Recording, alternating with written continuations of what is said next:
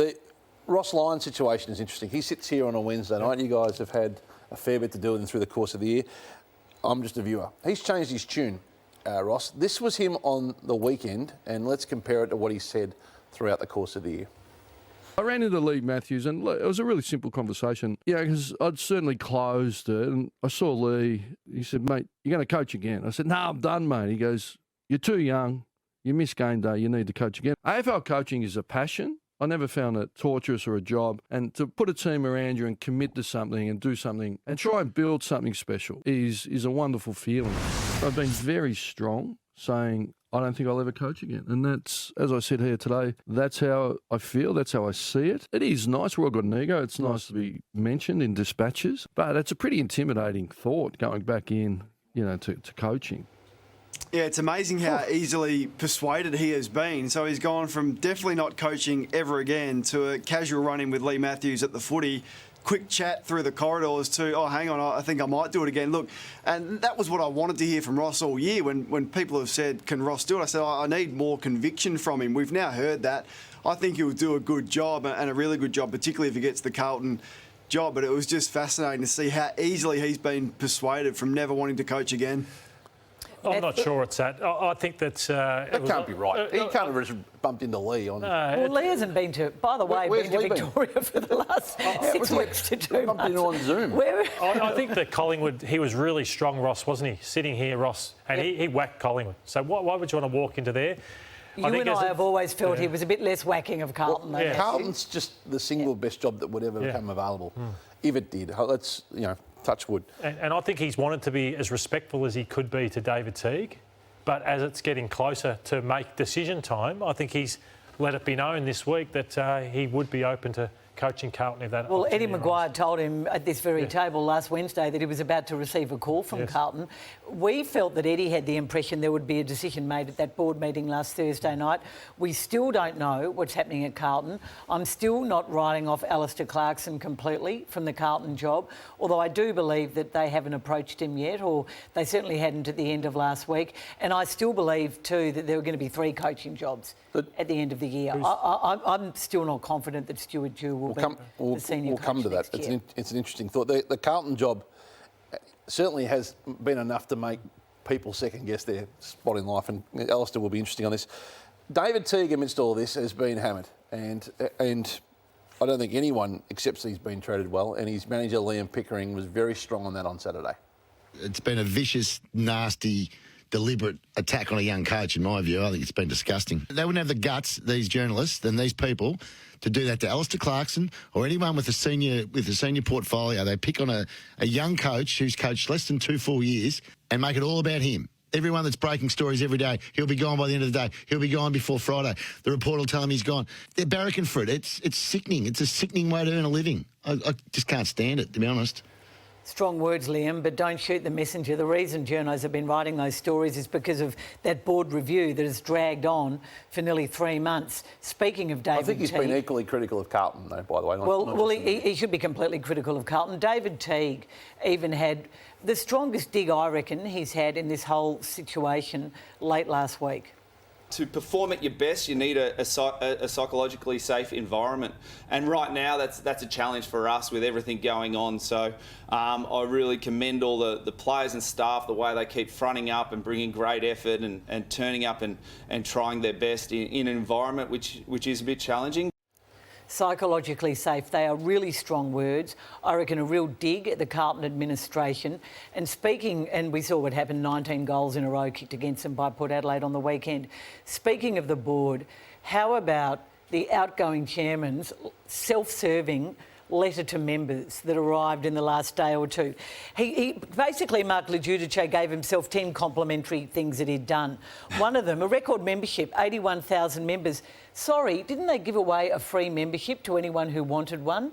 So the worth of that membership would be at least $4 million less than any other club with 81,000 members. No knocking Kane Liddell, great initiative, but inaccurate boast. Look at this one. Kane, a skills-based board with strong government, strategy, succession and accountability. What A joke. What an utter joke. That was- They've had 3 coaches in his time, all failed. Sorry, David Teague, but, you know, it has been a failure so far. 3 CEO. They're on to their 3rd CEO. They got rid of Greg Swan, who's gone on to do pretty impressive things in Brisbane. That he cannot say that the governance, with what they've put that footy club through this year, is strong. So Mark leaves, but have you got any more confidence? Why would you even put Yeah, out but that I'm saying statement? he leaves, Hutchie, but have you got any more confidence for the next coach, whoever that may be, with the current board? Well, That's what I ask anyone who's we can walking only with that. judge that board. Juddy's disappeared most of the year. That letter was as tone. It got far too hard for Chris He quite was, a while he was ago. off. Yep. That was as tone deaf an email. That was almost, you almost felt that came from one of those fake tweet accounts when you first saw it. It was so tone deaf. Well, I And- mean, yes, they've introduced a women's team with many other people. But seriously, the Reconciliation Action Plan, I mean, Eddie Betts, I think, is their Indigenous liaison officer. Look, I'm not saying they have an issue with their Indigenous players, but they are not a strong footy club and they've failed in the one area you meant to succeed. If there are on field. hard decisions that are being made in the review, be it coach, recruiting or otherwise, he should have made those decisions and announced them, and he should have taken. It was the right thing for him But to he's do. been a lame duck president since June, Craig, ever since Luke Sayers the went up right, to Sydney the right and thing to pulled the do review. was to actually put his name to decisions before he left. I think. Kane, Don't you think? everyone wants certainty, don't they? Whether you're a player, you're a coach, and walking around so uncertain of your futures has made it very hard for everyone. Yeah, and that's why you've got sympathy for them. It just goes to show how out of touch the board has been. Supporters don't care less about that stuff. They want wins. And when you've been a basket case for 20 years, then it just shows that a letter like that is so out of touch. But who coaches them next? And I think Carlton are in a really good position, as strange as that might sound. I've said a couple of times a defensive coach could make them a 4-goal better side if they can implement a plan and practice it. Lee Matthews, though, disagrees. David Teague has never really grown a reputation, so every time Carlton lose, he can't coach. I mean, when I hear people say about Carlton, oh, a good coach would improve them by 4 or 5 goals. Seriously, where does that one come from? Yeah, I know. Where does it come from? Pretty simple. You need a plan, you need a discipline, and you need to implement it through pre-season. This is what I'd do if I was the Carlton coach. A few quick thoughts.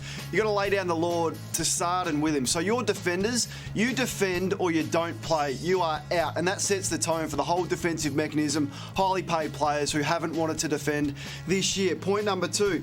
I'd add depth to the ruck position. Easy to do. Find a second string ruckman, turn him into a first string, like they've done with Mumford and Nankervis and many others. And that allows Tom De Koning to play forward and help out in the ruck. He's not a number 1 ruckman. Simple get. I'd go to the draft. I'd take pick 6. I'd go to the draft. I'd try another one inside pick 12. So whether you got to trade Petrevski-Seaton or Dow and get up, add some real talent and some enthusiasm to your list. I think that would really help. You got to demand improved standards on and off the field. Are you early to weights?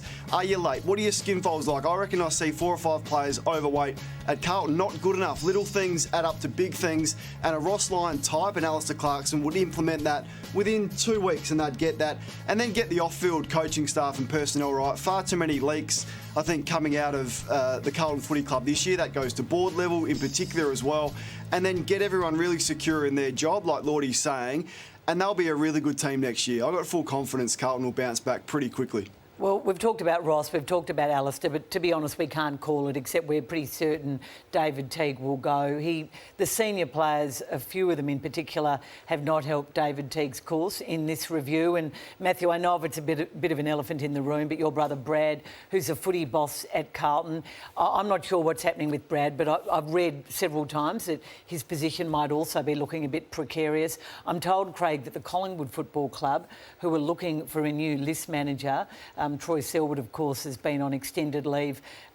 My understanding is that they are very interested in talking to Brad Lloyd. So we'll wait and see what plays out there. Be an interesting target for them for sure. Eddie Betts, by the way, game 350 and his last this weekend on behalf of the entire football community. What an unbelievable career and beacon of magnificence he's been for the competition across 2 clubs. He's given such joy, excitement, smiles on faces. We're going to look back on some great Eddie moments in the next week, and well done, I think, to a great We will, career. but like so many other people who've gone to the Carlton Football Club, they've had far more success elsewhere. But he did come at the end, and I thought he was good before he left. But Kane, He was better at Adelaide, though. Yeah, would he be the biggest name since Modra at Adelaide?